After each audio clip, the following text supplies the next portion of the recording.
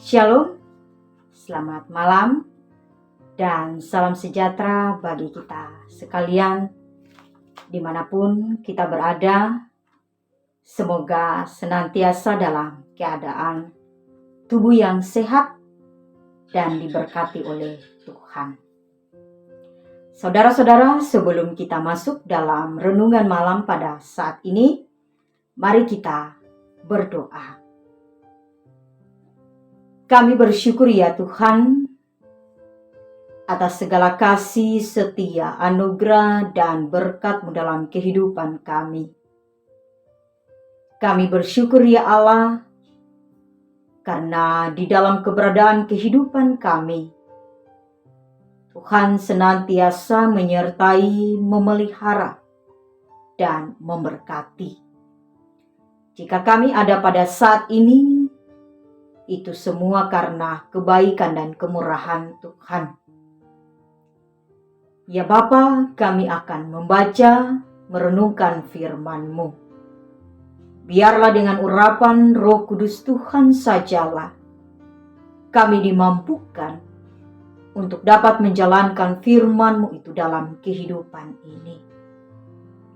Dan biarlah Tuhan, dengan pertolongan kuasa Roh Kudus-Mu jugalah beri kami hikmat, sehingga kami senantiasa bijak dimanapun kami berada dan dalam tugas pekerjaan apapun yang kami kerjakan.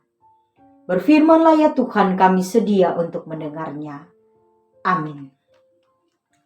Saudara-saudara yang dikasihi dan diberkati oleh Yesus Kristus, firman Tuhan bagi kita pada saat ini dalam Kisah Para Rasul pasal 3 ayat 17 sampai dengan 26. Dalam sebuah tema ajakan pertobatan. Saudara-saudara, ada dua kelompok orang-orang di sekitar kekristenan kita. Pertama, orang-orang yang bekerja untuk Allah, tetapi hanya demi kepentingan, hanya demi nama mereka sendiri. Atau dapat katakan hanya untuk kepentingan pribadi. Kedua, adalah orang-orang yang buta matanya untuk dapat melihat bahwa semua yang terjadi dalam kehidupan ini adalah pekerjaan Allah. Bahkan terlebih karya keajaiban yang luar biasa. Bagi kedua kelompok tersebut, Petrus mengarahkan tudingan dan kesaksiannya. Bagaimana tentang karya besar dan agung Allah dalam kehidupan umat manusia. Petrus mengajak mereka untuk dapat sadar, menyadari dengan apa yang mereka lakukan, supaya mereka dapat bertobat. Dan itulah yang terjadi dalam perikop ini. Setelah Yesus melakukan karya yang besar, yaitu di mana orang lumpuh dapat berjalan. Dan ketika orang banyak melihat perbuatan Petrus, mereka banyak berbondong-bondong mengikuti Petrus. Namun Petrus tidak mau bahwa mereka melihat semua itu karena kemampuan Petrus. Sehingga Petrus mengatakan bahwa ini semua adalah karya Allah. Nah, saudara-saudara, ketika orang banyak mengikuti Petrus, kalau kita melihat dalam judul bacaan ini adalah khotbah Petrus di Serambi Salomo. Petrus menyampaikan kesaksian siapa Yesus dan mengungkapkan dosa bangsanya. Dan Petrus lalu menyatakan berita pertobatan dan pengampunan dosa kepada mereka. Dapat kita lihat juga dalam Lukas pasal 24 ayat 47. Hal ini dapat kita lihat Atau hal ini perlu kita perhatikan dalam setiap pemberitaan Injil. Supaya setiap orang mengetahui siapa Yesus. Bahkan terlebih bagi kita sendiri. Apakah kita memang benar-benar telah mengenal siapa Yesus itu? Apakah kita benar-benar telah menyadari dosa kita, lalu kita mau meninggalkan dosa itu, dan kita merespon panggilan Allah melalui Injil yang kita dengar. Dan kemudian kita boleh menerima anugerah keselamatannya. Nah, saudara-saudara, pertobatan merupakan suatu tindakan dari manusia itu sendiri sebagai sebuah tanggapan terhadap kebaikan Allah di dalam kehidupannya. Pertobatan juga merupakan kesadaran diri kita. Ketika kita menyadari dosa kita, ketika kita menyadari kesalahan yang kita perbuat, kemudian kita meninggalkan semua itu, kita berpaling dari semua itu, dan kita masuk atau kita mengikuti jalan yang ditunjukkan oleh Kristus melalui Injilnya. Maka itulah juga dikatakan sebuah arti dari pertobatan. Kita berpaling kepada Kristus, kita menerima Kristus, dan kita pun menerima anugerah keselamatan. Inilah pertobatan yang merupakan respon terhadap pengampunan dosa, keselamatan dan damai sejahtera, serta sukacita yang diberikan oleh Allah kepada kita. Nah, sebaliknya, bagaimana jika ketika kita merespon semua itu?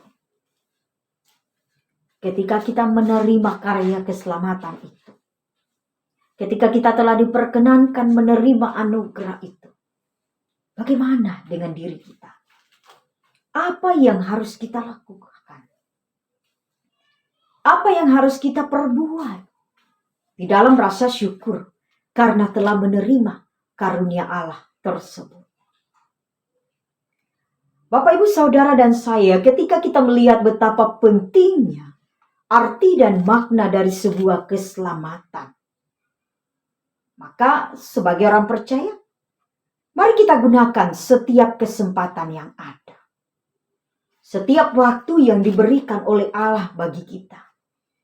Jika saat ini kita sehat, kita kuat, itu semua karena anugerah Tuhan. Maka ketika kita dalam keadaan sehat, kuat tersebut, mari kita menyatakan wujud kasih Allah itu di tengah-tengah kehidupan ini dengan tingkah laku, tutur kata kita yang memuji memuliakan Allah. Ketika kita masih diberi kesempatan untuk menikmati nafas hidup, pergunakanlah, lakukanlah kebaikan itu. Seakan-akan bahwa waktu itu akan cepat berlalu. Seakan-akan bahwa kita akan kembali kepada Allah. Jadi bukan karena kita berbuat baik, karena kita ingin diselamatkan. Tetapi kebaikan, perbuatan kita, itu semua sebagai rasa syukur sukacita kita oleh anugerah keselamatan yang telah diberikan oleh Allah. Sehingga setiap kesempatan yang ada, setiap waktu yang masih diberikan oleh Tuhan bagi kita untuk menikmatinya, maka kita pakai, kita pergunakan semuanya itu hanya demi kemuliaan hormat bagi nama Tuhan. Jangan sampai kita termasuk dalam dua golongan. Seperti dari awal tadi saya katakan, orang-orang yang bekerja untuk Allah, tetapi hanya demi kemuliaan kepentingannya pribadi. Mari kita seperti Petrus. Ketika orang lumpuh berjalan, ketika kesembuhan ia lakukan bagi banyak orang, dan ketika orang memandang perbuatan Petrus, Petrus tidak menjadi bangga. Petrus tidak menyombongkan diri. Tetapi Petrus mengatakan bahwa itu semua adalah karya Allah. Petrus hanya sebagai jalan tangan Allah untuk melakukan berbagai karyanya, untuk melakukan berbagai tindakan menyelamatkan umat manusia. Mari Bapak, Ibu, Saudara, dan saya, selagi kita masih diberi kesempatan, mari kita pergunakan kesempatan itu dengan baik. Kita bertobat dari setiap tutur kata yang mungkin menyakiti hati orang lain, dari setiap tindakan yang mungkin menyakiti hati sesama, keluarga, rekan sekerja, bahkan terlebih kita telah menyakiti hati Tuhan. Dan mari kita bersama-sama menyadari bahwa keselamatan yang telah kita terima telah dianugerahkan oleh Allah. Kita terima dengan cuma-cuma. Maka kita pun juga harus menyampaikan kabar sukacita, Injil keselamatan Kristus itu bagi setiap orang. Bertobat dan percaya kepada Tuhan, kepada Kristus sebagai Tuhan dan Juru Selamat, yang akan terus-menerus memimpin kita, memimpin kehidupan saudara dan saya, memimpin kehidupan setiap orang percaya, dan memimpin setiap tugas pelayanan pekerjaan yang kita lakukan.